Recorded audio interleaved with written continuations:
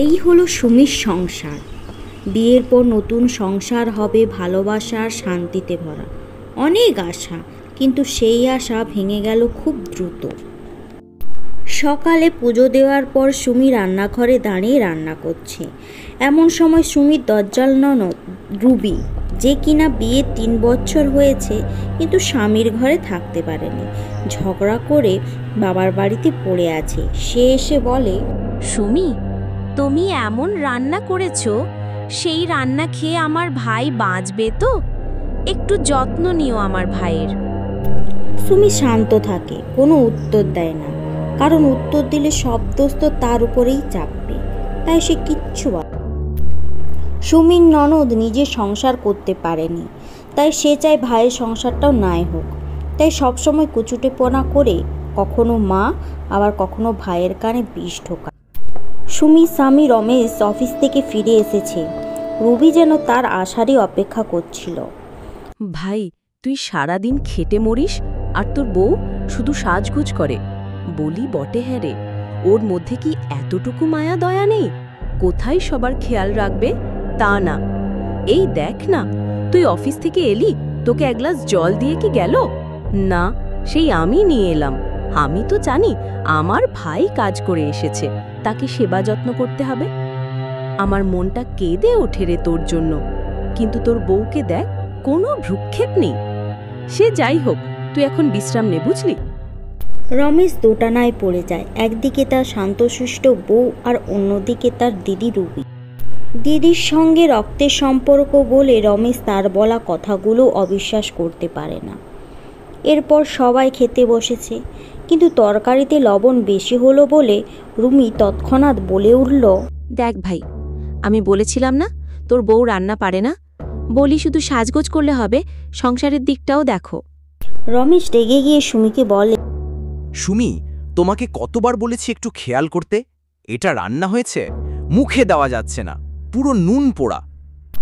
রমেশের কথায় সুমি প্রচণ্ড আঘাত পেল।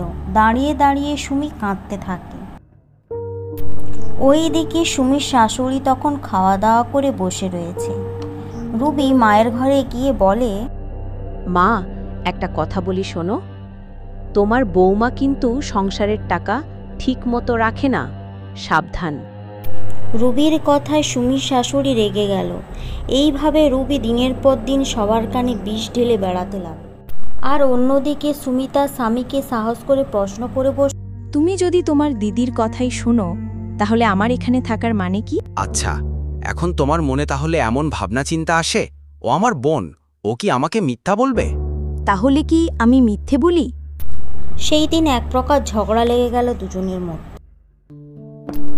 এইভাবেই দিন চলতে থাকে। রুবি একের পর এক কুচুটেপনা করে আর সুমির নামে দোষ দেয়। একদিন হঠাৎ সুমির শাশুড়ি দেখল রুবি চুপি চুপি তরকারিতে লবণ দিচ্ছে। তারপর যখন সবাই খেতে বসলো, তখন সবার সামনেই বৌমার দোষ ধরছে। তাই দেখে শাশুড়ি এসে রমেশকে বলে, বাবা, সংসার টিকিয়ে রাখতে হলে এখনই ব্যবস্থা নিতে হবে। রুবিকে এভাবে বাবার বাড়িতে আর ফেলে রাখা যাবে না। কেন মা? আমি আজ নিজের চোখে দেখলাম রুবিকে তরকারিতে লবণ দিতে, আর দেখ কিভাবে সবার সামনে বৌমাকে হেনস্থা করলো। এখনই যদি কোনো ব্যবস্থা না নিই, তাহলে ও যে আর কি কি কাণ্ড করে বেড়াবে তার ঠিক নেই। রমেশের কাছে এখন পুরো বিষয়টা পরিষ্কার। সে মায়ের কথায় রাজি হলো। রমেশ এবার তার দিদিকে গিয়ে বলে, দেখ দিদি, তুই তো আমার দিদি, তুই সব সময় আমার আপন, কিন্তু তুই আমার বউকে কষ্ট দিয়ে সংসার নষ্ট করবি, তাহলে আমি তোকে সমর্থন করব না। আর হ্যাঁ, তুই কি শ্বশুরঘর করবি না, এখানে দিনের পর দিন পড়ে আছিস।